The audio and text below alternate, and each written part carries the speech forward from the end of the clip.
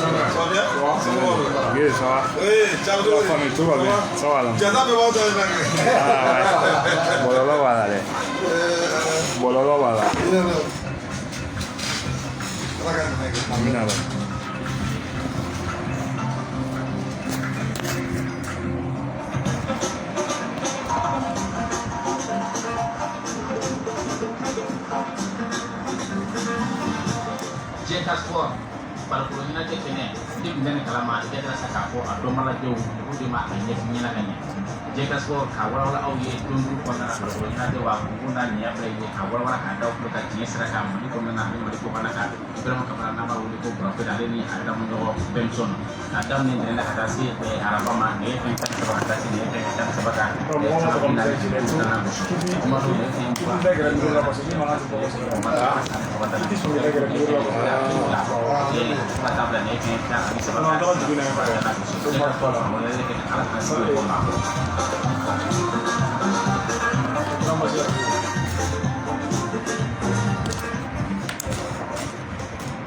Limana Anisu, Brahma Jara Benson Anisu, Bassem Kurosi Kumanisu. Vous rappelez Anisu? Baliketa Anisu. Mabranchu. Nous sommes pas parlé de ce qu'on a tiré à Fola. Nous tirons à Fola, nous sommes à Amadou Kapuru, nous sommes nous chacun nous sommes nous dit orange. On est venu par au Tana. Nous sommes à Amadou Amatou Canara. Nous sommes à Amadou Amatou de cinéma dans la Sony. Nous allons entrer là. On peut la chance. On dit qu'on va nous la banque passer on a. Garange. Chéri fana bɛ passer on a Sony. Tɔgɔ caman bɛ cɛ kelen mun na Kwantini Mali Kamisoko Garange a bɛ yan. Sara bɛ don fɔlɔ kɛra yan. Ale la bɔ ka sabati an ka taa sugu kɔnɔ. A ka tuna dɔ de b'aw la. O ye finale yɛrɛ a bɛ kɛ dimanche ko. A ye dimanche.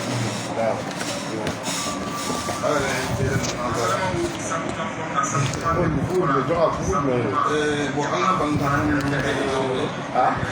i ka papier école sɛbɛnni t'u la. Ale ka dɔ di la.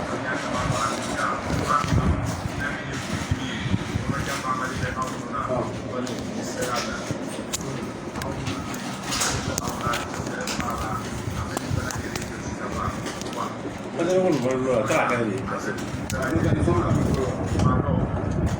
Como que me dá lá? Ah? Não me dá. Essa é uma ensinada agora de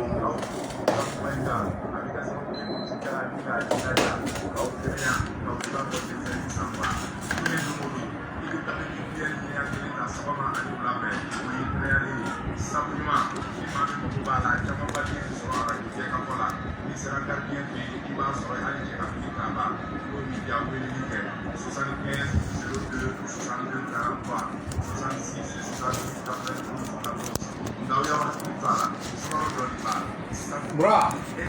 Se ele não ver. Tá não. Bra!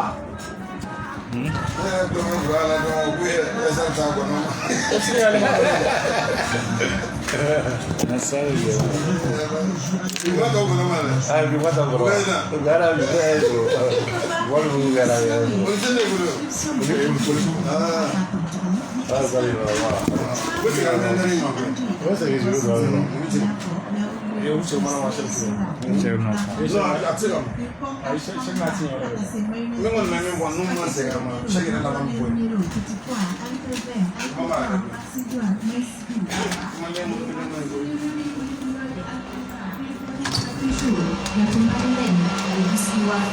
Benson. Assalamu alaikum. Masih berada. Bukan di sini wajib. Bawa dia dulu. Bawa orang dia dulu sih. Wala mari dia pak. Ah. Masih.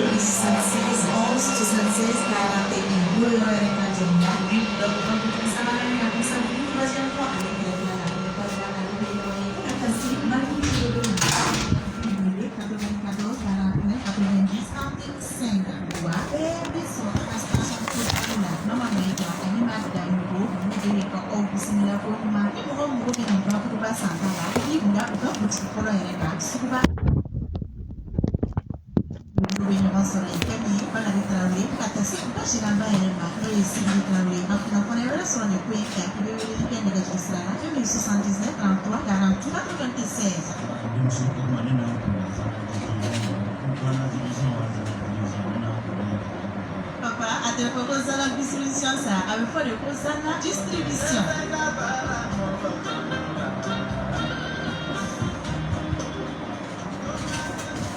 Numéro la baleine, ambassadeur, ni Kwaji Koboy, Naïja, Akoko Valadege, ni Nabole de tension dans Kama. Funa Sona, Doctor Wira de Kika na Koba de Fiu, on a été Kitana de Koba Mini, Oyini, Sel Minero la baleine. Miller Stevia, ni Jabetito Dombengore, Miller Stevia, Jabeti Manakila Chugo, ni Tala Kenny, Ibikanya Maya Bella Jileke, Kasura Maseke, Miller Stevia, Kafara, Sel Minero La Balenka, Minu Jazelo de Jamana Fandan Nani Bella Jilila, Alimentation, and Butu Konana, Gachama Basanda, Sotafa, Société Tabadou et Frères, Ribrière de Lisa, Megaduro 20, 22, 58, 60. 20 22 77 17 BP 761 Bamako Mali email sotaf tambado@yahoo.fr. Oh, dona ho di jula di julu cinema. Itu apa mulu aja. Dona kan dua, kita kalau kan dua. Malah julu cinema. Kau nak kau yang lagu sudah tunjuk ni. Orang tu kan buat sih bohong.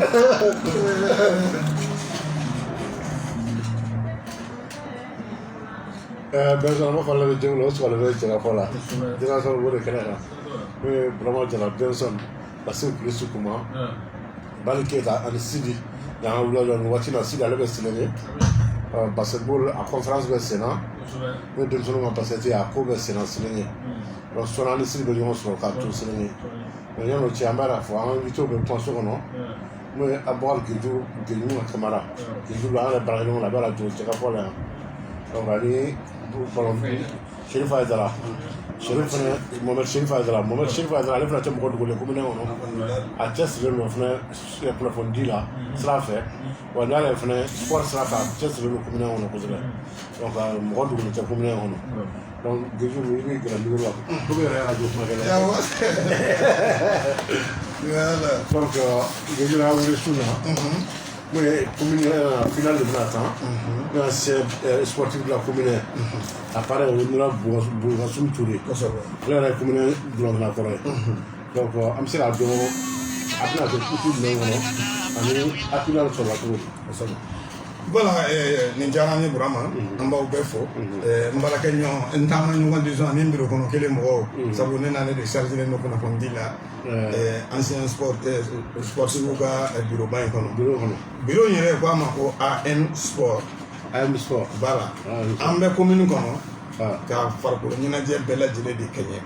Balantan to basket, boli negaso boli bolo kuno jido abe. Mais ambe ou demadi. N'an tiɲɛli ye dɔrɔn an to datugu an mana tiɲɛli ye yɔrɔ an to datugu mais an bɛ dɛmɛ fana kɛ maillot b'o la an y'o kɛ ka tɛmɛ kala an ye licence dilanw kɛ ka maillot san ka ballon san ka crampon san bureau in y'o bɛɛ lajɛlen kɛ bon bureau in a ɲɛmaaya bɛ Jeng de bolo Ablaye Jeng u b'a fɔ ma ko Debro ale bɛ Jelibugu la an kɔrɔ fana don donc olu ye ne ni Chérifu de sugandi bureau yɛrɛ kɔnɔ u ka laseli bɛ kɛ yɔrɔ o yɔrɔ anw de b'a kɛ ni Chérifu an ye ɲɔgɔn faamuya a baara la kosɛbɛ parce que kasɔrɔlen tɛ an de bɛ fɛn bɛɛ kɛ ɲɔgɔn fɛ Bamani kɔnɔ Donc coupe yi an bɛ se k'a fɔ a nana relancer de parce que a kun jɔra a jɔra finale de fana la donc député layidutigi don Boubacar Touré an kɛlen ka site sigi a kumana site kan dimanche donya dɔ de fɛ a ko ntɛnɛn n bɛ wari di a ka coupe in kɛ wala tarata ala y'a kɛ a ma tarata kɔnɔ ntɛnɛn don a ye miliyɔn 1 di ko ka fɛn kubu yɛrɛ labɛn bɛɛ ko k'a bɛɛ kɛ na maillot bɔ na fɛn bɛɛ a ye baara kɛ donc an nakun y'o de ye ka Bamakɔ bɛɛ labɔ a kalama ko AM Sport de bɛ ka kubu in finale k'a labɛn bon kubu in dalen bɛ maa minnu fana tɔgɔ la ne bɛ kɔrɔfɔto Sheriff bolo ale bɛ o laseliw kɛ Sheriff voilà Mohamed Sheriff Aïdara. D'accord, bonsoir tout le monde. N bɛ bɛɛ fo komi n terikɛ bɔra k'a ɲɛfɔ cogo min na Grande ne hakili la kupu in an sport ka kupu de don nka a taara honorable Boubacar Touré a y'a kumabaw bɛɛ fɔ ka ban an bɛ se ka fɛn fɛn bɔ ka fara nin kan bi o ye ala ka dimanche don de yira n na kupu in final kan ka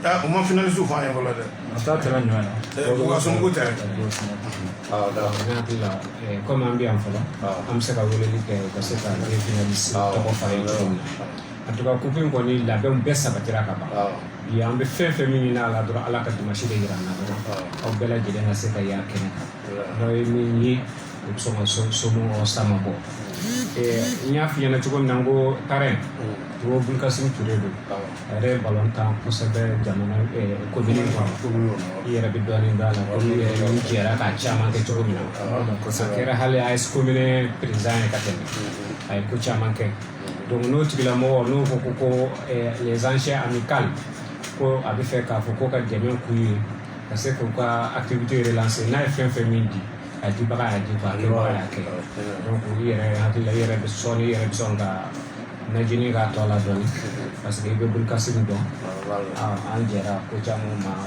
min ye ntolanko fanfɛla ye. N'a ka wulikajɔ barika ka bon ne yɛrɛ b'a dɔn kosɛbɛ ka d'a kan an bɛɛ bɛ sigida kelen na Burakoli e yɛrɛ fara yɛrɛ tana kan commune na e gɛlɛya mɔgɔ sɔrɔ i b'a k'a bolo n'a ye. Donc sini yɛrɛ sibiri o kalo tile 3 ye an bɛ sport bɛ réunion ba la a bɛ kɛ Dawuda Tangara fɛ Arazɛli la c'est ça donc o yɛrɛ kɛnɛ kɔnɔ finaliste fila welelen don pour que u ka maillot bɛɛ d'u ma donc n'u tulo b'an na o bɛ se ka se kɛnɛ les deux finalistes o bɛ se kɛnɛ kan b'o taa jɔn fɛ yen an bɛ réunion kɛ Dawuda Tangara de fɛ yen a fana ye ancien sportif de sini à partir de 10 heures sini à partir de 10 heures voilà finale dimanche le 4 inchallah d'accord donc commission d'organisation o kɔni pilotelen don Soumaïla Makono man o ye juriste sabu maître man Mamadou Diallo man Namakɔrɔ Diallo man b'a dɔn man Diallo donc ale bɛ yen u ka ca commission ka ca n'ale jara kosɛbɛ ala ma hinɛ a la n ka bɔlɔntan bɛ n'o ye Lasan Diallo ye kosɛbɛ n ka petini a taara min don a tun bɛ a ɲɛ tana tun ye jɔ ye walayi ni man ni ɲɔgɔn dɔ de senfɛ kosɛbɛ o de tun bɛ taa lasi fitinin nɔfɛ man o de ye o de bɛna lati nɔ a ye faamuya ma kɛ denbatigi ti d'a ma u b'a fɔ k'i bɛ taa den bila bandiya la ni mɔgɔ de ɲɔgɔn dɔ de ye kosɛbɛ kosɛbɛ et puis wa du yɛrɛ fana sportif du de man yɛrɛ tun ye fɔli ye man tun bɛ jɔ an kɔfɛ an bɛ dugawu don Lasan Diallo ala ka da yɔrɔ amin amin an ko bisimila ala k'o nɔgɔya fa fana kun y'an sa a fa fana kun y'an ka président de ala y'an ta ye Seydou Diallo o de la Seydou Diallo donc sisan den dɔ de bila l'o nɔ la o don ala ka u bɛɛ da yɔrɔ suma COK RCD finaliste COK RCD COK ani RCD COK ani RCD mais RCD olu fana bɛ ɲɔgɔn sɔrɔ final la dimanche mais lebediri dɔ bɛ dɛ Bura lebediri dɔ bɛ Ndolatila-kɔrɔ ninnu ne t'a fɔ ka bɔ a la ne kɔni tɛ jouer donc est-ce que o ni musow de tɛ ou bien u bɛ fara ɲɔgɔn kan ka tila ne kɔni an ma bɔ réunion kɛ yɔrɔ don min a fɔra ko Santoro Ah, Santoro. Oh, Koni, Santoro. Muso bolonda. Ah, la bura muso ngai Santoro fe. O kele bura che balonda ni muso balonda ka jugo. O mena fasa ba ni yela ma ro ko na de la sando. O privo ko ntero aisimande. Che geni surmando akungulo ni fene. Oui, pistan de formato d'Afrique, donc et Balugou. D'ailleurs, Ratabogo. A déliqué les démons de formato d'Afrique. Pistan d'abord, bon Dieu,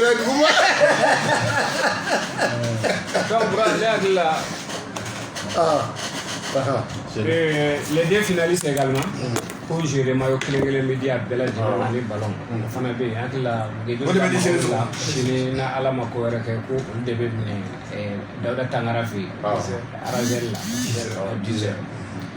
Bon angol be mi ni ami anyini commune mo be ka mo équipe financier flamme ani mo lo do ma se a wole mo na no te Dawda Tangara rodo no bado barakera ame mi commune be ka bo. Et puis ni ancien footballeur de bien ancien chini dem se munu bala ka tani wolde bina ka ancien la la nous bora ka ko tugo mo were na so mi se ka on remplacer don na tawla ka yo na o ke tugo mina donc aka ke ben ko nana aka ke ka fo do gaina do perdira me fe halna bana aka fo dro ko c'est la commune qui a gagné et puis c'est fini. Je pense que au esprit sportif, c'est ce qui compte beaucoup, surtout avec la jeunesse. En attendant, au Hakulino, le Kadaoui. Au Kabou, la Balanta, c'est la guerre froide. Après les terrains, c'est la grande famille. Et au Chamanke, il dit qu'il faut mais n'importe quel macaba, il dit que du passage de Soufara. Avec mon il a un monté en rondo. Et ni Balantan de Ata en rondo, Slant en rondo. Gédule également Balantan ni Colco de Ata en rondo. Mais comme les Gédule Taoka, Oka Girum Kassavé. Gédule va pas foutre le Gédule. Et pas la maman, vraiment, en bas, il y a une commune impère. Bravo les gars.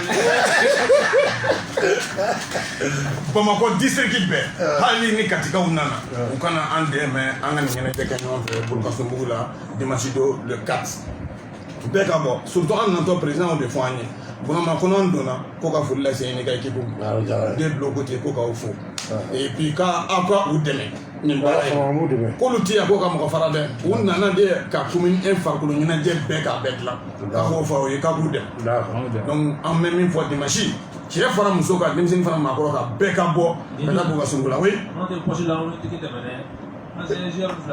foyi t'an bolo a y'an dɛmɛ voilà donc an tuma fɛ ne kɔni ka kɔrɔfɔ laban y'o ye n y'a faamuya b'a la donc bɛɛ ka bɔ tout le monde an mago bɛ bɛɛ de la wa an mago bɛ bɛɛ ka dɛmɛ la voilà donc ne bɔra d'accord parce que an t'a fɛ k'aw ka temps ta Baro allo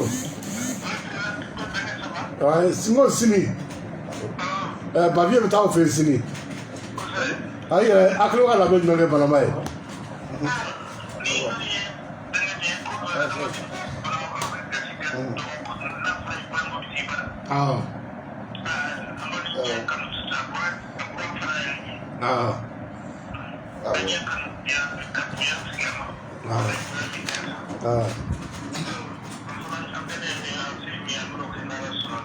d'accord.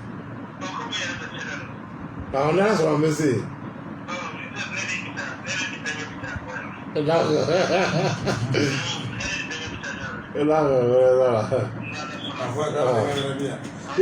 peut avoir bien que tu vois.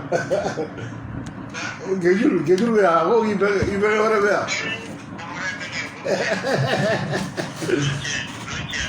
Non, non. N'a sɔrɔ sini bana bɛ bɔ ka bavier kunbɛn sini n'a sɔrɔ i yɛrɛ bɛ se bana ni e siɲɛ fɔlɔ ka se bana ma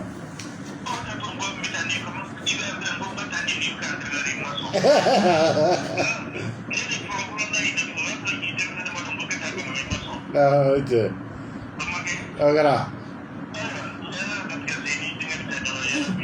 d'accord.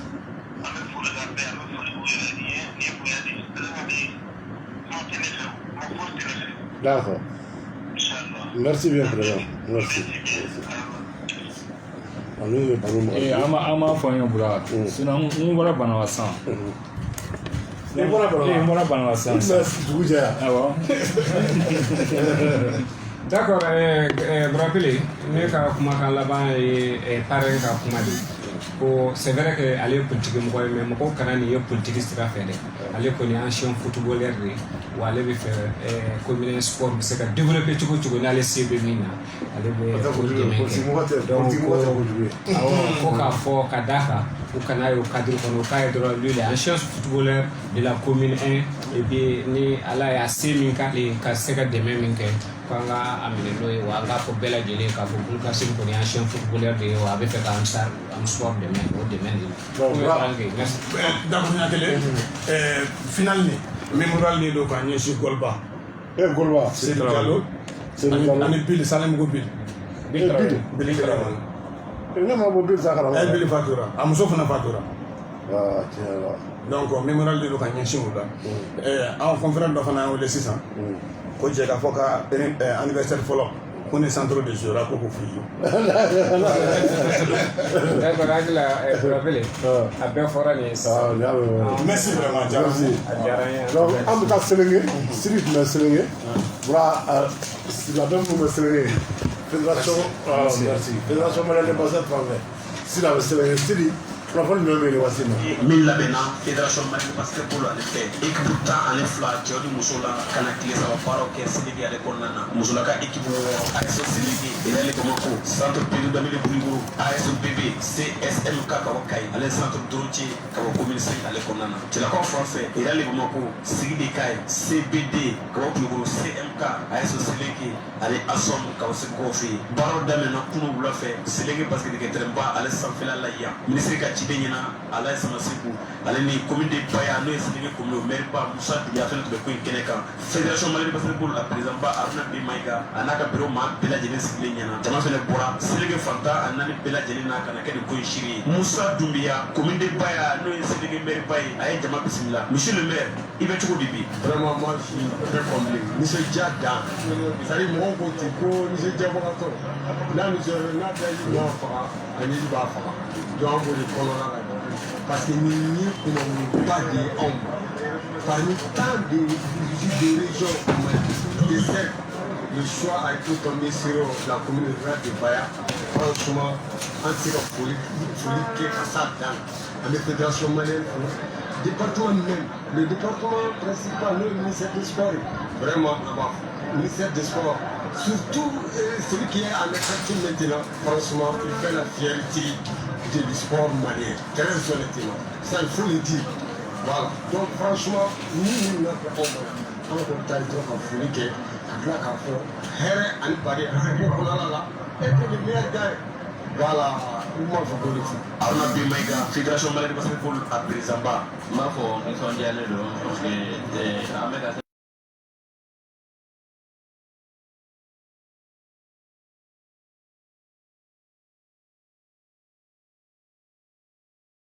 raison bɛɛ ka représentant bɛ sud région bɛɛ ka daminɛ Mopti la ka jigin ka taa fo Kayi donc olu Sikaso Kulukoro Bamako ani Segu donc olu bɛɛ ka représentant bɛ ɲɔgɔn na et a compétition ninnu non seulement a bɛ entraîneur permettre u ka se ka détection kɛ mɔgɔ caman n'i y'a équipe nationale ninnu lajɛ caman donna nin compétition ninnu de fɛ donc o b'a la mais également aussi denmisɛnninw yɛrɛ a b'u kun don ɲɔgɔn na a bɛ basket dɔw ye ni mɔgɔ ye n'u fɛn o fɛn mana na amitié tissé de waati min na a ka ca Ala fɛ fo k'u n'an y'u to ɲɔgɔn a bɛ kɛ sababu ye bɛɛ fana b'i ka niveau dɔn u bɛ espérance partager ɲɔgɔn cɛ a bɛ san 20 ɲɔgɔn na bɔ Mali ka sali bɛ denmisɛnnin kun na de o dun o souci bɔra conférence in de la donc o de kama franchement an tɛ fɛ k'a jɔ an ye a kolo giriya mun na parce que an ma dan an bɛ national kɛ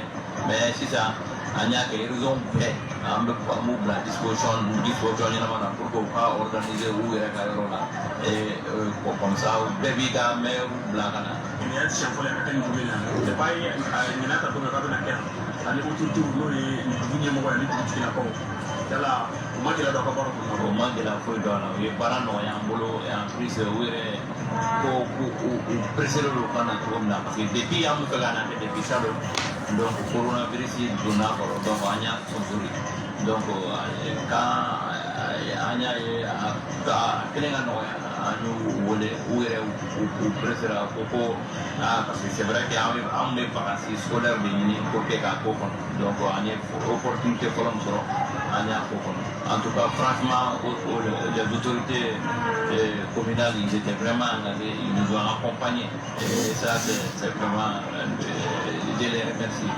Alain Samasikou, représentant du ministre de la Jeunesse et des Sports. Bon, nous sommes bien pour vraiment ministre de la Jeunesse et des Sports là.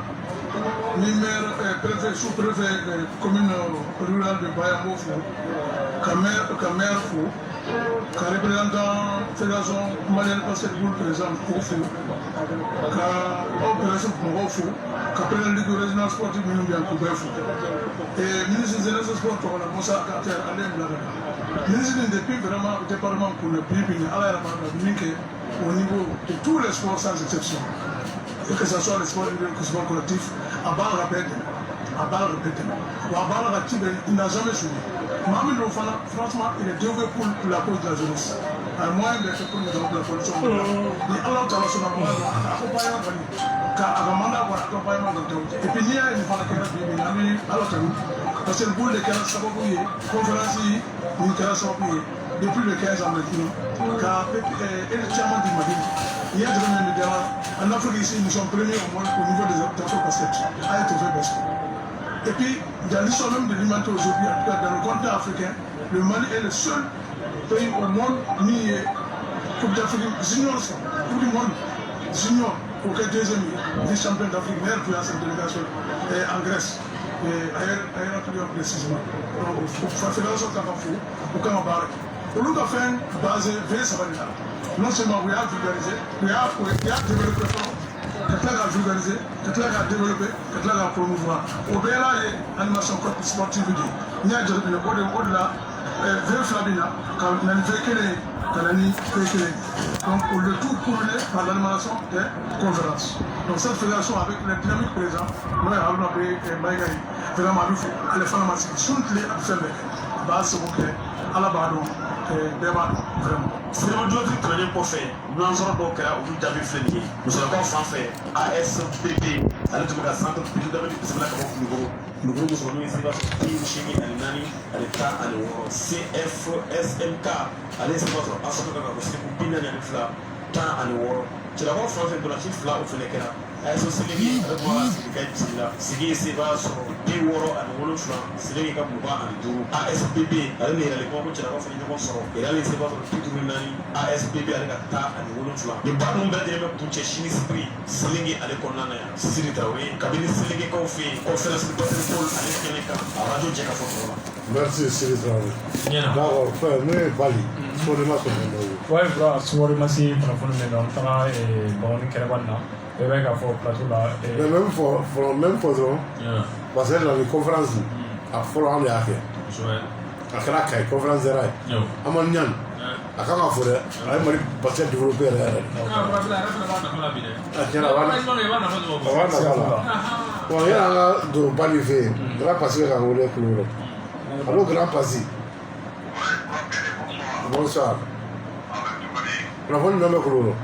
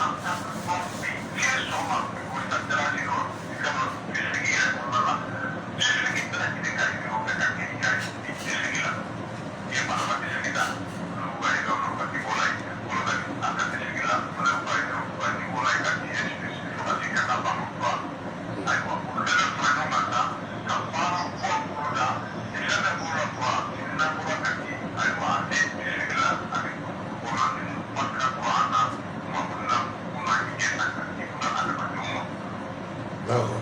Merci.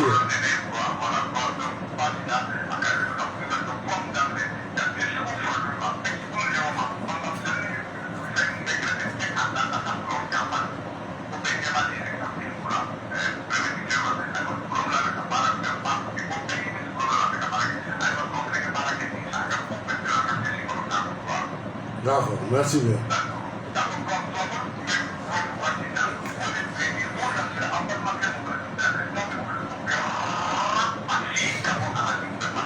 Merci bien, grand passé, merci. D'accord, ok. Donc, le grand passé, ça va fort.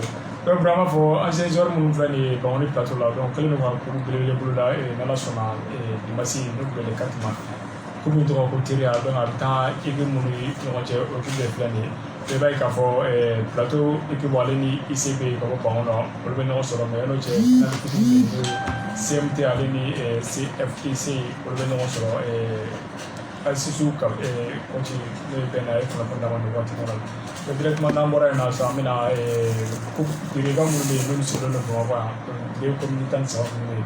Donc finalement pour le nom de la Sonasini, à l'Oromna ou Jarabogo fait Jarabogo tellement la vie.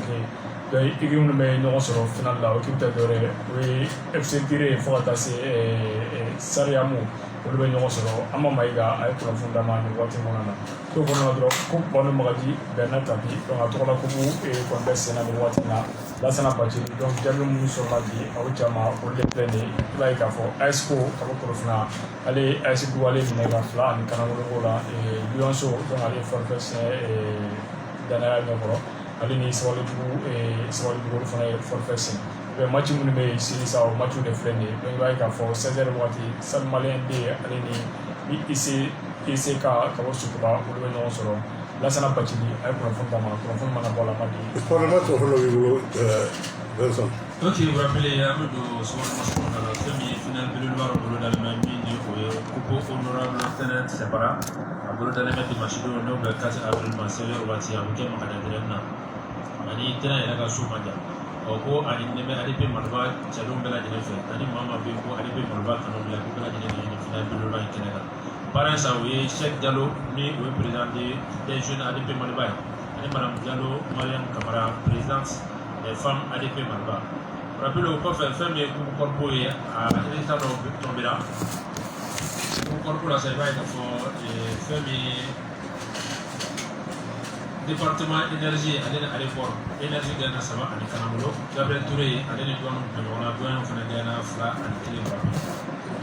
Au prof FM et démission de la finale pour rappeler mini centre année de foot au championnat tournament dans le monde. Au début final là ça CFKS allez CKFC le nom sera petit académie allez sur SM pour appeler le nom sera demi pour la faire bien série avec pour affronter la dans la sous. On met tout pour le moment. On a le championnat deuxième division. On doit voir.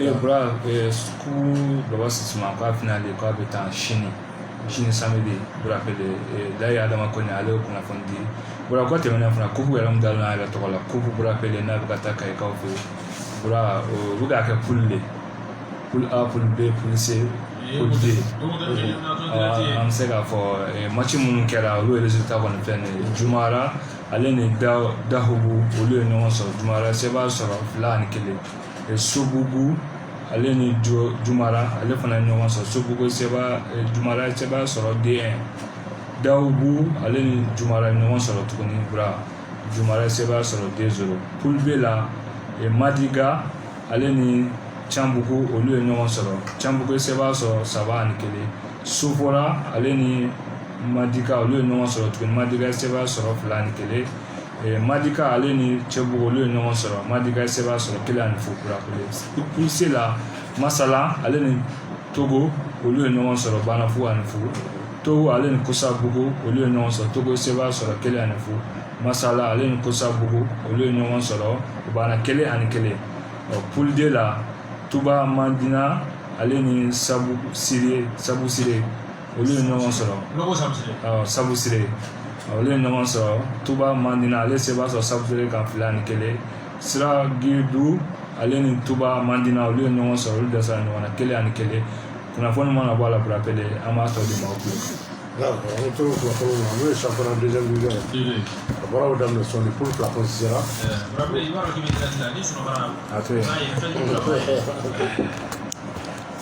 pour AFE, FC Gassou, Africa Foot, AZFC, Alom, KAGT, Derby FC, pour Bela, CSK, FC Djara, Dinga FC, As Communicis, Guidars FC, FC Mansa, Lakika, As Pays-Bas.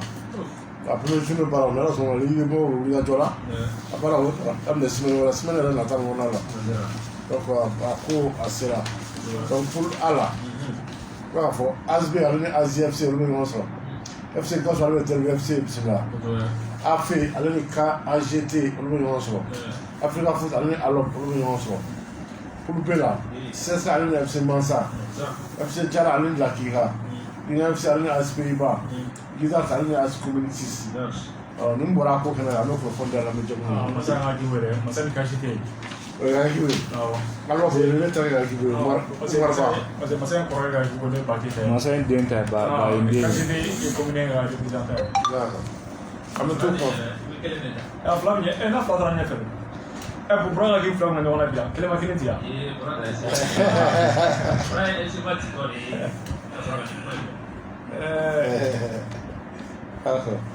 On trouve qu'on a fait nous voilà, faut ça mais nous allons tirer un peu de Canada. On doit nous allons tirer un peu Cristiano Ronaldo. Voici là, en Portugal comme voici là autour là, à piquer le nous. Au pire c'est fait on va big, on va casser il a néanmoins donné Ali Daï. Ali Daï, allez les recommander. Sélection là, à 109 buts à 149 sélections. Là, c'est en 1996-2006. Le Cristiano Ronaldo va gagner Daïga au record là. 6 buts de boule de ça. Ça, on a 103 réalisations. Là, on a un record pas joué. On a un record on a beaucoup d'Afrique nation. Qualifié au Loudona. Le match qui est qualifié, c'est à Donfolo. Mais qui est là, on a un match là. C'est la zone à l'île Bénin. Le salon Bénin. Match c'est à temps. Parce que Bénin, on va dans un woro. C'est là où on a vu ce bout là. Si je suis titulaire, il faut un titulaire. Ou que vous voyez, stimuler. Ou un mergeur, vous voyez, voilà. Ou un mergeur, quand vous voyez, je casse bien, ou un mergeur aussi. Donc, à quoi on est à là? Mais, Bénin, vous on a bouffé. Le coronavirus test a bec la négative. On va pas faire boulot. On l'avion on a kana. On va taire on la mota pas ko mota ko on de kata di albola. Kata hôtel là. On même pour avoir bana fien bana le ka boki pour que so ni fien bana. De fien bana. Fien bana. Na mo fien. Ega fédération président pour foi ta la kala ya kata ko kata soro ko Covid-19 bana. Si titulaire. Ah mais ko into ba fa ga na malo to ko sa ah ka furu bisa ka fiwa de bisa ka mo sika ka bala ko na gila la san bura ne solution do fo kafula ba ke zo kafu de ka docteur spécial sous ka to ko lu désir lu ta ko jamano la donc ko la visite si me ko lu ba de sa do wo docteur fino jamano le mala ke bura ni ni ngwa jama ba wala da mo ne kalfira ku da fi wa flani Mali, Guinée-Conakry, Burkina Faso, Ghana, Gabon, Gambie, Maroc, Cameroun, Égypte, îles Comores, Algérie, Zimbabwe, Sénégal, Tunisie, Guinée équatoriale, Côte d'Ivoire, Nigeria, Soudan, Cap-Vert, Mauritanie, et Guinée-Bissau. Guinée-Bissau, tu as le fatigué au dos. Mauritanie qualifié là. Mauritanie là. Le président Doni qui va comme président Bra, il a demandé Massara qualifié. Bra. Ah, mais président n'a pas tu vois là moi ici. Là on trouve qu'on fait ça. Alors ça mais Liverpool. Pas dans le même moment ça là. Donc on sait même marquer. Akabola, aye Mohamed Salah ya ina. a ko cɛrɛ la ko championnat espagnol k'a joli nege b'ale la ale sara la a taara wa kana dɔn a taara kɛ jumɛn tɔɔrɔ don Madrid quoi Barça Madrid Barça Zidane bɛ nin ko ɲɛnabɔ ka ban an bɛna Gambie fédération ko Ala fana yira k'a fɔ ko Londres de kɛra ale ye kɛrɛnkɛrɛnnenya la couleur bleue fédération gambienne de football i ye kunnafoni kɛ k'a fɔ ko entraîneur belge n'o ye Tom Saint-Fier Tom Saint-Fier k'u y'a ka contrat u y'a prolongé jusqu'à 5 ans 5 ans u y'o d'a ma donc a ka contrat yɛrɛ kan ka ban mai 2018 mai kalo nata mais u y'a prolongé u ko u bɛ fɛ ka qualifier coupe du monde mun bɛ kɛ 2026 k'u k'o de labɛn u bɛ fɛ ka qualifier o fana de n'o ye Gambie bɔn fana jamana de ka ca 9 pays africains bɛ qualifier o la o ko de bɛ dɛ Zena ta nombre ka dɔgɔ Zena ta nombre dɔgɔma de kɔrɔ galaba de bɛ wuli di place ye fura a ma nɔgɔn dɛ Ala ka Mali kɛ Zena ta la koyi an bɛ to kunnafoniw fɛn na an bɛ to halisa kunnafoni na n'o ye Sénégal u ka équipe de 4e division n'o ye Kawaral Vélingara u ye dɛmɛ ɲini Balde Jawo Keta a fɛ u ka président n'o ye Musa Ɲang a ko dugu nin yɛrɛ u ka dugu nin na n'o ye Vélingara ko Balde Jawo Keta u kɛrɛfɛ dugu ninnu na donc a somɔgɔw bɔra yen de ko donc k'u bɛ dɛmɛ ɲini a fɛ a ye caman kɛ a ye dɔgɔtɔrɔsow jɔ ka misiw jɔ ko mais k'olu balontan olu fana ka balontan tɔn olu bɛ 4e division na ko moyen t'olu bolo k'olu yɛrɛ ka dugu na n'o ye Vélingara ko balontan terrain 2 de bɛ yen ko terrain 2 na si tɛ se ka n'i ko i bɛ balon ta k'a bɛɛ gɛlɛya k'olu tun bɛ fɛ ka académie dɔ fana créer o académie fana n'a ko i b'a créer ko wariko de don moyen ko de don ko moyen t'olu bolo donc ko Balde Jawo Keta olu y'a ɲini cogoya bɛɛ la o n'a ka se ka ɲɔgɔn ye k'u n'a ma se ka ɲɔgɔn ye k'u bɛ fɛ ka dɛmɛ de ɲini a fɛ sisan k'a to u ka ɲɔgɔn ye n'a bɛ dɛmɛ n'a b'u dɛmɛ a k'u dɛmɛ n'a tɛ se k'u dɛmɛ a ka f'u ɲɛna a ka se k'u dɛmɛ o la an bɛ to kunnafoni na halisa n bɛ k'a fɔ sisan min ye an taa min ye Guinée Conakry an taara Guinée Conakry n bɛ k'a fɔ ko assemblée générale extraordinaire ne fédération guinéenne de football la a baara kɛra mercredi don a sen kan sa u y'a jira k'a fɔ ko u ka élection min kan ka kɛ le 30 avril n'o ye fédération présidentielle ye u y'a bila le 14 mai la le 14 mai o waati la Guinée yɛrɛ gɛlɛyaba de bɛ Guinée wa fédération présidentielle kama candidat fila de kɛlen bɛ k'i kan bɔ o la candidat fila ninnu u tɛ ka ɲɔgɔn to yen journaux kɔnɔ ani radio so la u tɛ ka ɲɔgɔn to yen ɲɔgɔn buruja n'o ye Mamadu Antoine Souare ani Kɛrɛfala Kamara n'u b'a fɔ ma KPC o la nin milliardaire fila ninnu kɔni tɛ ka ɲɔgɔn to yen journaliste kɔni u bɛ journaliste ni ɲɔgɔn cɛ i b'a fɔ namugula sogo i b'o k'o kɛ bɔlɔ ye dɔrɔn voilà nin sogo ka di o ye milliardaire fila ni ɲɔgɔn cɛ a dɔgɔnin bɛ taa ni sogo kulo fila ye ka so kɔnɔ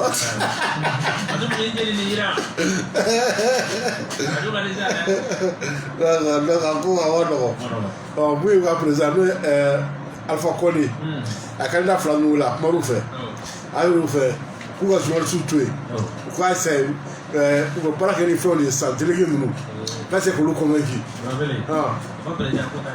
Alpha Condé ale filila dɛ ale yɛrɛ kɛra président ni journaliste jɔyɔrɔ bɔra la a bɛ a ma tɔgɔ a dɛ mais bura journaliste ka baara tɛ nin o parce que tɛ ka fɔ tiɲɛ na an bɛ ko dɔ kɛ an ka baara tɛ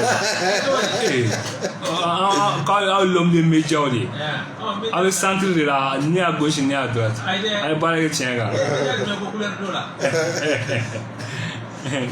donc olu ye Guinée a fédération sigi a kɔni bɛ sen a bila le 14 mai k'a bɔ le 30 avril la a bila le 14 mai la a ko a gɛlɛyara donc an bɛ to kunnafoni na fɛnɛ b'a fɔ min ye Cristiano Ronaldo u ka match la donna contre Serbie a ye bi dɔ don arbitre ye bi de refusé a ma diya ye a fɛnɛ capitaine Brassard fili k'i kɔ don terrain na arbitre kɔni y'a jira entraîneur la n'o ye Fernando Santos ko ni a sɔrɔ k'a bɛ taa match lajɛ vidéo la kana y'a ye k'a fɔ tiɲɛ yɛrɛ la bi don ko a bɛna yafa deli fɛn Portugal fɛ a ma bilo la mettre on grave tout très long lui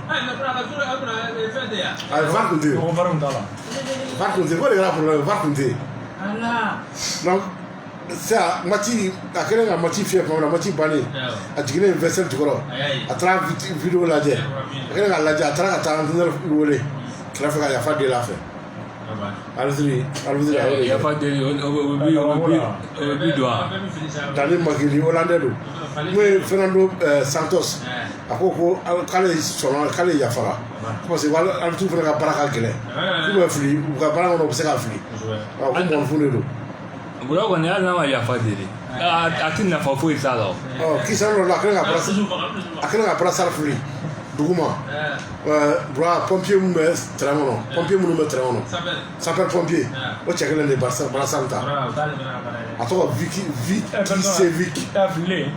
Sevic mais chango ko betra atoli ko mo shime entre sala le fana atali ala ko no buna no fe mo shime na no fe do ale fana ata Vicky Sevic no bra akele ga ata ça afana bla vente aux enchères là bon de fiti no be 6 mois de ni banambala amyotropie spinale ko do na docteur an wona ka bananya fa na ko banana be mo de pinière de me ro dum ko ko mo de pinière alors nerme une femme mo fa commander il fa sa dulu commander abone me bra na o me na mi ke abi paralysé ou abi fa o fla do la gele no o be denna donc a fa ka won ke ka den de frère donc a fait à placer ça non Tchad a ça n'a pas trop à la fois 64 000 euros à ça 64 000 euros comment ça le vaut comment ça le vaut pour dire à ça 64 000 euros comment ça ça non là 64 000 euros comment ça va convertir c'est pas la cadavre 64 000 euros bro what ya for on a filé non ali na so jerba ma ake me bra yoro fana utu wa fen la ba so ali montre be no na tem na den na dro montre o sim tal ziti kala do mais on a on a Cristiano fana da mata me i chige bido na ba be binigelen do ne ta parasal bo fu ngana ku na mu dama aya nya na sa game na fraga sisa na ko me kana ye Messi ni Cristiano fo na nyono sa jili bolota na affaire de carrière auto e bali no bali ne la kunyo fo me amna ka demu frake o kama o kan o anga to ni kama ko ça me ku kono o se ka 64 000 euros ba ko verti se vola ka da wa ati o numéro la 66 73 17 donc o ga ti basu wa numéro ga ti ga numéro o ga ti bali mo ne la wa flow do wa ti 64 000 euros. Nous mettons en fleur Facebook sans faire. C'est gratuit. Ah, nous avons gratuit. Abjago, on va voir les gratuits. What tema? 64 000 euros. Parmi tout, nous avons voilà, pour Hervé Leipzig. Là-bas, nous avons défenseur, on a perdu. Oh, Diao Pemacano. On a signé Bayern Munich là. On va défenseur, on a central. Nous, Ibrahima Konaté. Ibrahima Konaté, je vais savoir avec les gens. Voici dans Liverpool, où ben on va jouer fera boire comme ça. Enfin, Espagne professionnel me lever athlétique, en local professionnel. À quoi à clôture à 40 millions d'euros. Pour Liverpool là-bas en coupe dans ça. À quoi à clair me professionnel. Oui, but. Ou va professionnellement on va professionnel le but. À bon la don on a quoi. Allemand va donner mais dans le Real Madrid là. À toi Toni Kroos. À chaque fois ça va aller que là. Ouais, ou la glosson la chien qui met à l'équilibre, habitant au long de la glosson, à la bas, on est euro par la carte a décidé qu'il faut bien les codes allemand et glosson là. On met Toni Kroos. D'accord, Sony, on met de championnat national à l'équilibre.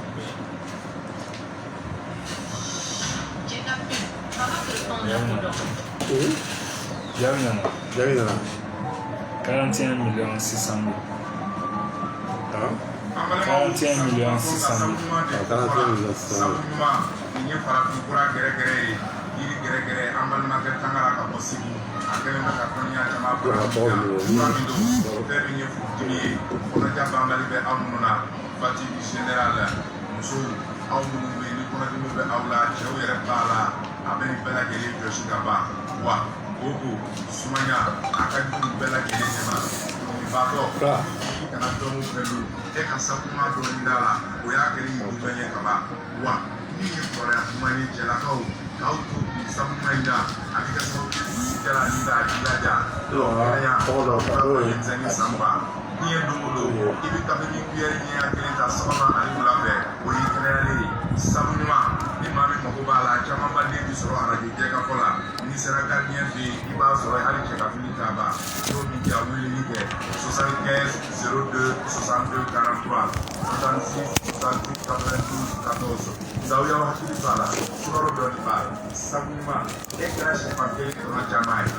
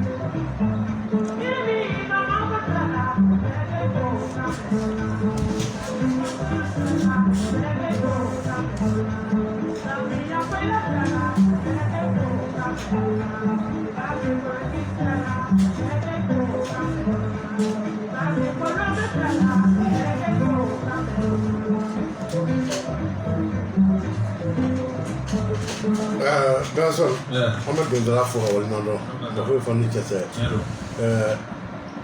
Qui a fait Wati Kurundo. On a mis la faune, on a un centre de 5 000 francs pour nous en faire. On a comme vous connaissez. Vous avez un nom qui est au tiers. Il manque la faune, il y a quelque chose de fantôme. Il manque la faune, il a fait Massalano. Moi, je veux que vous sachiez le gâteau. Vous avez un mot for you, il me l'a dit, on a fait. Comme si c'était du gros sang, il me l'a dit. Les gars, tout l'avant sera. Mais la raison de nous faire bras. Bras, nous dominons. Il va de la masse à pour que l'on t'a là. Au dos, dos de misa, mais dos t'as fait yélé. Pour la rana comme moi t'as fait yélé. Il faut faire le misalé. Pour avoir fait le coup de la diela. Pour la faire le diela à la bateau. C'est trop tard. Ah, c'est trop tard. Mais il faut bras, mais il à la boulot.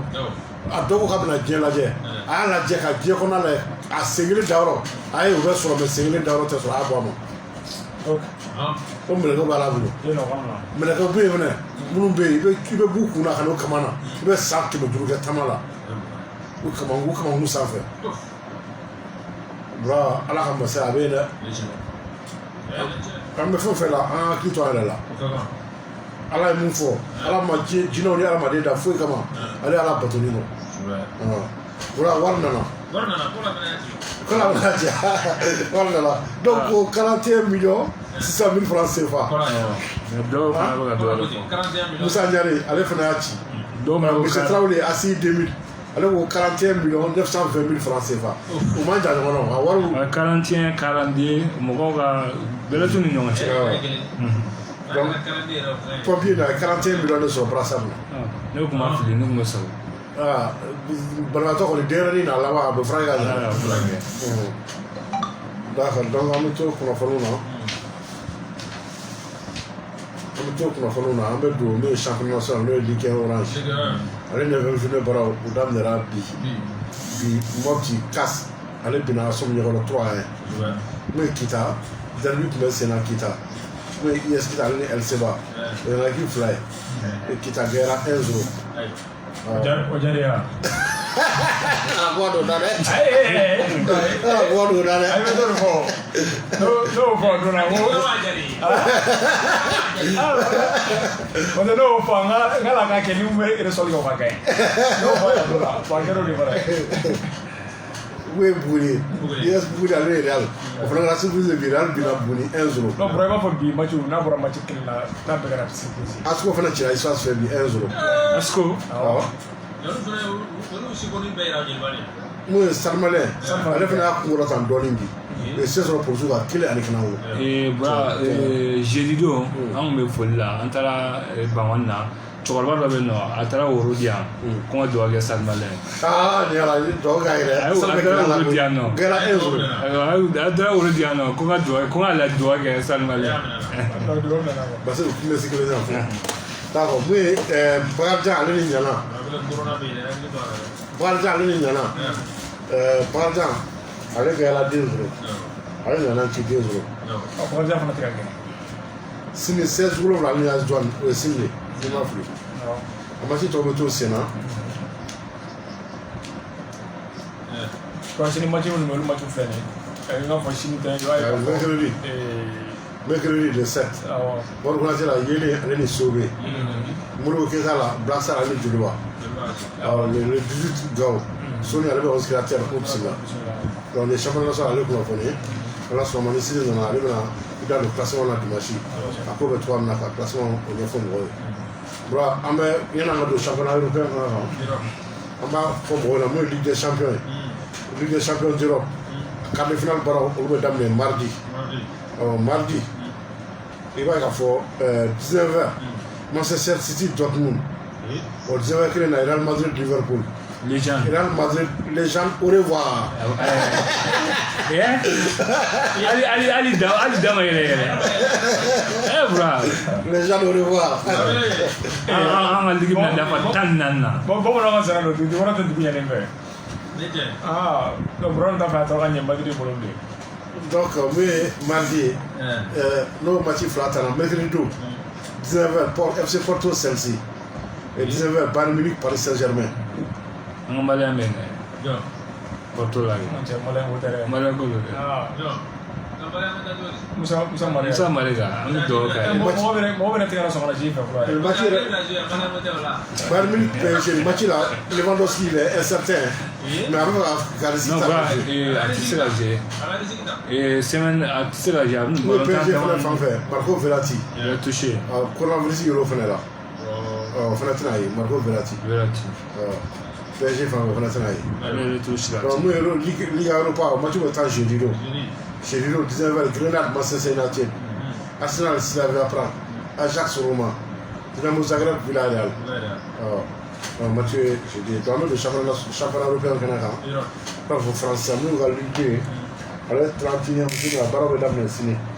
Sini 13h, Toulouse ale ni Nancy. O match la Toulouse est favori, k'a ka gagner 2-1 ou 2-0. 18h, Sochaux, Paris FC. O match kun ka cɛ Paris FC bolo a cɛli ma bɔ.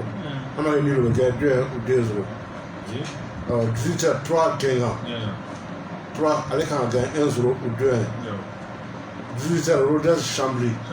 O match la Chambly ale est favori en déplacement, k'a ka gagner 2-1 ou 2-0.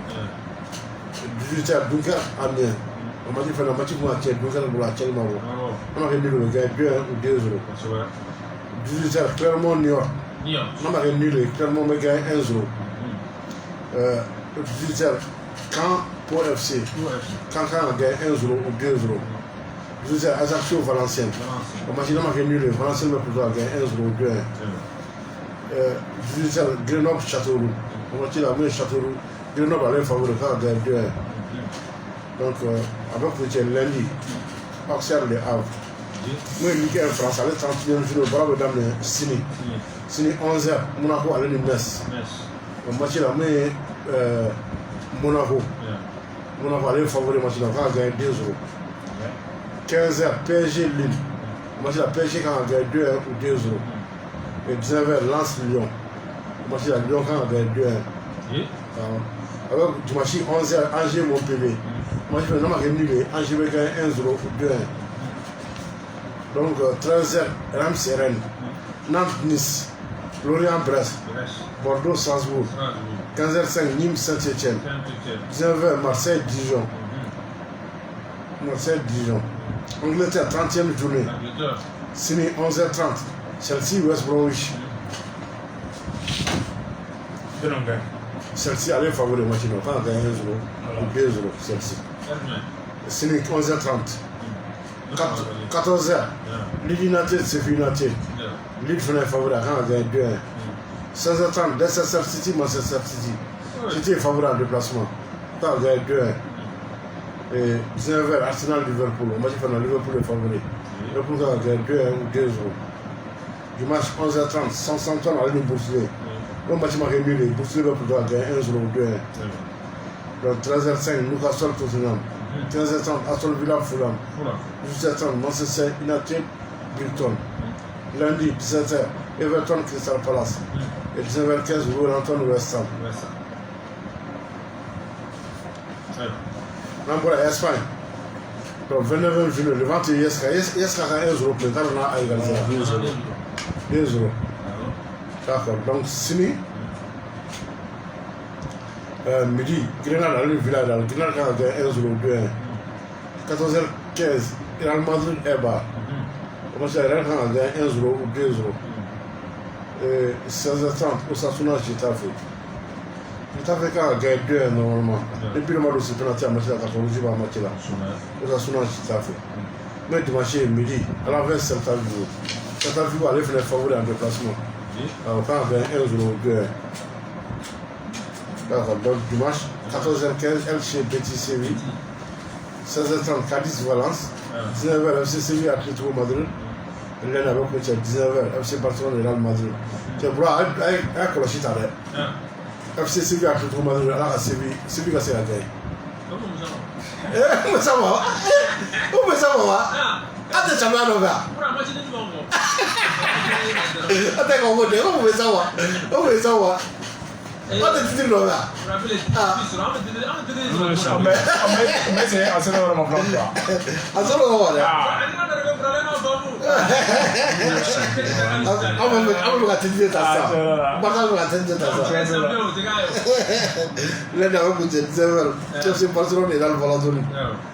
Donc, on va à Italie. Buranto Espagne, Chine, solo Coupe du Roi, finale Masekatan, Kasawaga Banako, Chine, Uba, autant Chine 19h30. À Claude Bilbao, à l'année, la société le 21 solo. D'accord. Italie, 29 juillet.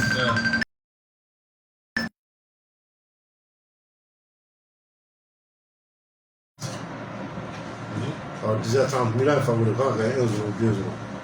13h, Naples, Crotone. Au match fait Naples est favori, Naples a 2-1 ou 2-0. 13h, Genoa, Florentina. Au match fait Namé, le Florentina a gagné 1-0 ou 2-1. 13h, Benevento, Parme. Le Parme a gagné 1-0 ou 2-0. 13h, Sassuolo, Roma fait favori, a gagné 1-0 ou 2-0. 13h, Lazio, La Spezia. Lazio a gagné 1-0 ou 2-0. 13h, Atalanta Bergame pour Nézé. Atalanta Bergame a gagné 1-0 ou 2-1. 13h, Cagliari et Hellas Vérone. Le match fait Hellas Vérone, on est favori en déplacement. On a gagné 2-1 ou 2-0. 16h, Torino Juventus. Le match Gelab à la donne, mais Juve est favori. Juve a gagné 2-1 ou 2-0. Juve a 3 joueurs de suspendre le match là. Pour avoir fait tout ça là. On a vu si vous voulez, on a fait les actions. Est-ce que vous voyez? Arthur, Paulo Dybala, et Mark Kenny. Les joueurs, ça va. Pour tous les gens ou comment, faites là. Donc, Juventus a décidé pour voir le match là. Donc, on a entraînement de prendre le match à deux fois. Voilà, quand on a vu ça, à mon avis, on va faire. Tu as vu ça? On a été. Comment on va faire un peu de temps? On a été pour là. D'accord, donc, nous tournons, je vais dire, je vais aller 2 ou 2 euros. 18h45, Boulogne Inter. Inter fait favori en déplacement. On a gagné 2 euros normalement. Et puis le monde aussi, pour l'Inter, on va match là. Donc, on va en Allemagne, 27e journée. Voilà. Mais c'est une 13h30, Wolfsburg FC Cologne. Moi, j'ai Wolfsburg a gagné 1-0 ou 2-1. 13h30, Leverkusen, chance locale. Leverkusen a gagné 2-0 ou 3-1. 13h30, Mayence Almina BFM. Mayence a gagné 2-1. 13h30, Dortmund Eintracht Francfort. Dortmund a gagné 2-0 normalement. 13h30, Augsbourg Hoffenheim. Hoffenheim est favori en déplacement, on a gagné 2-1. Et 16h30, RB Leipzig Bayern Munich. Bayern a gagné 2-1 ou 3-1 contre RB Leipzig. Et 12h30, Mönchengladbach Fribourg. Mönchengladbach a gagné 1-0 ou 2-0. Au dimanche, à match de 13h30, Stuttgart Werder. Et 16h, Union de Berlin, Hertha Berlin. Bita Babla. Moi, le Florentino Perez. Oui, on a voulu. Avec les bonnes présents, à l'OL Sebara. Donc, on va y avoir un membre BFM. Nous avons aussi déplacé pour les Cassata et Balbio Compaitron Nabanoa. Donc, on va y avoir un D'accord. Enfin, nous avons déclaré, sinon avec tout, on a la fédération membre. Avec moi, tu vas voir qui est nouvelle déclaré tout banal. Comment est-ce que tu as? Nous avons déclaré tout le temps, nous avons fait. Nous avons fait. Ah, tout le monde. Ah, voilà. Il faut que comment était. C'est ça que je la fédération. Parce que quand la fédération fait nada. Ah, bah nous qui n'a pas l'état. Ah, bon, nous on a le fait. Nous avons déclaré, sinon avec tout, on a la fédération, on peut tout banal. Donc. Kafara yɛrɛ kɔrɔ ye ka mɔgɔ paketa mara fana bɛ kɛnɛ kan. Ale bɛ taa paketa ta. Bula jɛkulu mɔgɔw ye trophée di yan nɔ vraiment aw bɛ bonya b'a la. Jɔn y'o di ma. Jɛkulu mɔgɔ komi wulikajɔ min na furu sira kan ani an bɛ ka wulikajɔ min kɛ jamana kɔnɔ an ka baara cogoya la o ye jɔnjɔnba de di yan k'a kɛ cadre ye pour appeler. K'a di yan diplôme de reconnaissance k'an bɛ baara min na an bɛ bonya b'a la. Ko bɛ mun bɛ furu dilan na i jija ka ne ka furu filanan ne ka filanan ko yɛrɛ. Fatum i tɛ mɔgɔ sɔrɔ ka bila yɛrɛ i tɛ mɔgɔ sɔrɔ ka bila yɛrɛ. Mɔzɔn ko da ko ye bila kɛnɛ kan. Fatum de ci ka taa ci. A fɔra ko mɔgɔ bɛ laloma ye o laloma saba min fɔra i bɛ maa min sɔrɔ k'o ci ka taa. I bɛ sɔrɔ ka taa sara bɛ taa sara bɛ doso. U bɛ sara bɛ doso u bɛ sara bɛ doso ba.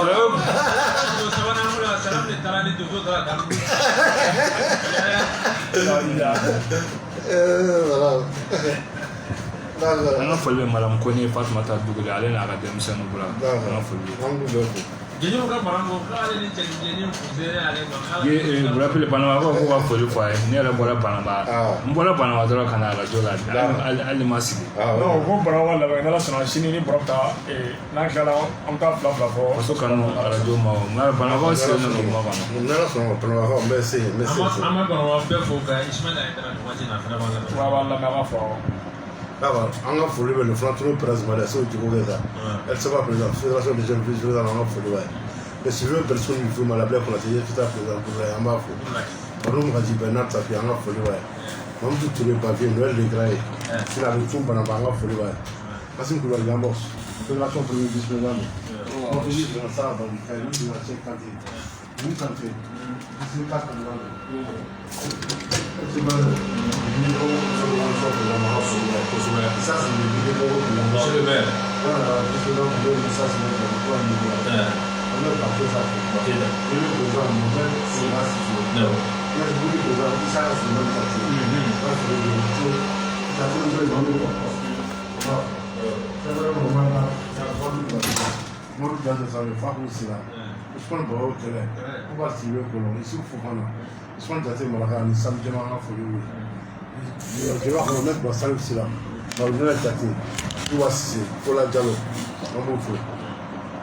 Brandon président Lassana Koumara foli wa yɛrɛ kɔnɔ solution an b'a fɔ selu musa taara kise salo tere vraiment jara lola real section basel président an ka foli wa isa kɔnɔ moment sama k'i mɔ kolonɛl an ka foli wa kɔsɔn ka président sɛnɛ dɛmɛ an b'a fɔ kulukoro ni président pasi la wolonwula président an b'a fana fɔ an balima fɔ bala jɔlɔ yuma kamara jelibu la ɲɛɲɛ sadunu cɛmɔgɔ gɔta ɲɛɲɛ an ka foli b'a ye Madame Kone Jumori an ka musokɔrɔba ma sangare bolo an k'o fo Isa Kulubali Simani FC Simani président an ka foli b'a ye Isa Kulubali Simani Segu Masele Sila an secrétaire président an b'a fo Alu Badara Jalo n'o ye an secrétaire vice président an b'a fo BFC président Ousmane Cissé Étoile du Mane président Alpha Sila Abi Sow comité olympique président an tɛmɛ Musa Sangare mun ye balo balobugu alimami don an ka foli b'a ye baba kɔrɔ an ka muso la wari kɔnɔ se balobugu kɔnɔ se bugu bɔnɛ sira alimami don bi ye juma sira kɔfɛ muso siribe ale ye muso la a filɛ nin musa bugu kɔnɔna la ba mɔdi sira an b'a fo muramu alimami petit alimami yusufu jakite bayisu sutuba se kɔnɔna la an b'a fo an bɛ bɔsɔmusu la sutuman jara malofɛla la an ka foli b'a ye an na bɔgɔli ka taa fɔ ale bɛ sɛbɛnni kɔrɔ kalabanbugu la wɛrɛ da la an b'a fana fo an bɛ bɛɛ fo fɛn bɛ jɛgɛ sɔrɔ kɔnɔ an bɛ bɛɛ fo. Rapidement, on a folie di Nomati na famille dans son liberté de rabbi on va naga cholo na sutuba ka fo isa be kone ya mesma kama fo ame folie di sebo la sanakane anaka taribo ma ya fosibu ka folie di famille agence immobilière de Messo Selbona ga cholo ka fo ame folie di agence immobilière Ibrahima Koulibaly bien na ga cholo ma de la bordi ka ta boga ni sebo flo da ma na fo wale wati na mere kwa ya fotono e sidike ka male fo wati na bro sugura fata si santri abu bore sigoroni male fo wati kwa la dina ay karamo amod na wadi amandi amafana fo wati na so ka do bawo e jumana fo na male fo so ko wali atira pour rappeler à dole ko kan nga peter na fo dabla ko sina ko bu fa kubo fa na fa kelema a fɔ n fana ma ko la ko petit alimami ko n fana bɛ mɔgɔw laseli o bura an b'a fɔli dabila bura an bɛ foli di bɛɛ lajɛlen ma kɛrɛnkɛrɛnnenya bura an bɛ dugawu kɛ an ka kɔɲɔ kɛra araba don ala ka kɔɲɔ bɛɛ lajɛlen kɛ cɛ a don n nana n bɛ silatɔ la fan bɛɛ ka se i bɛ mutu la fan bɛɛ n'o kɔrɔbakaw u ye janfa kɔrɔbakaw ye janfa bɔn n'i ka ko di banu ma bon sisan Benson i bɛ kɛ n seere i y'a ko di ni banu ma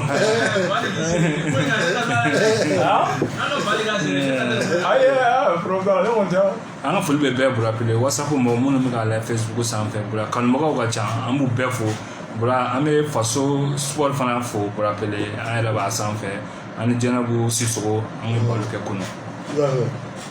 u bɛ foli lase bɛɛ ma agité agent général de transport Madu Gɔnga Blaise Traoré ani Balamusa Watara n'o de falajɛ station Total carré la an bɛ nin ye kunnafoni bɔra an ka secrétaire la le chef de quartier de Dumanzana Nafaji n'o ye Dramane Chaka Koulibaly et le président de la jeunesse monsieur Seriba Di Nango Koulibaly et monsieur Kassedi Zani Traoré ou une population Bamako Kati Kalabankoro Safo Solokɔrɔ Tegedo Lakɔrɔji Falaya Somabu Sikɔrɔ ou à soirée traditionnelle de Nafaji.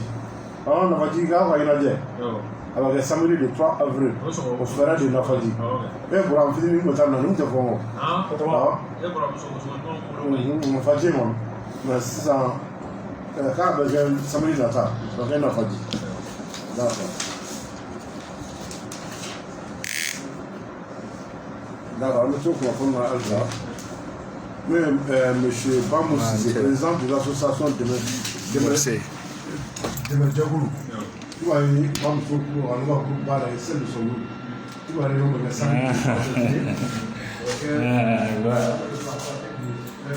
Nala sana aman lo masami ame te na amino nala sana ka ya bachi ko bachi la ayala famaide ko bachi a demar wa no ame gain nala sana ma fai merci. Vous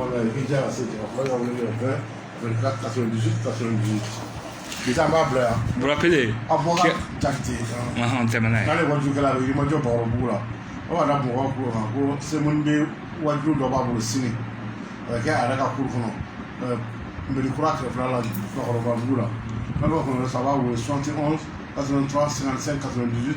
ou 66 20 79 27. Il y a deux qui est allé. Quand il est allé Kobuta, que ça va s'en dire. Il a le mal là. Ah oh. Il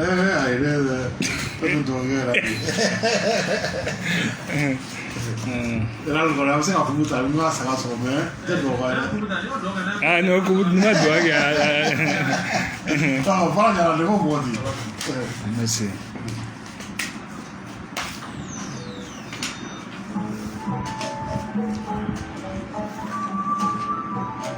An balimaw sabu ma fɔ nka sabu ɲuman de ko fɔra sabu ɲuman nin ye farafinfura gɛrɛgɛrɛ ye yiri gɛrɛgɛrɛ an balimakɛ tangara ka bɔ segu a kɛlen bɛ ka dɔnniya caman fara min kan fura min don fɛn min ye furudimi ye kɔnɔja banbali bɛ anw minnu na fati général musow anw minnu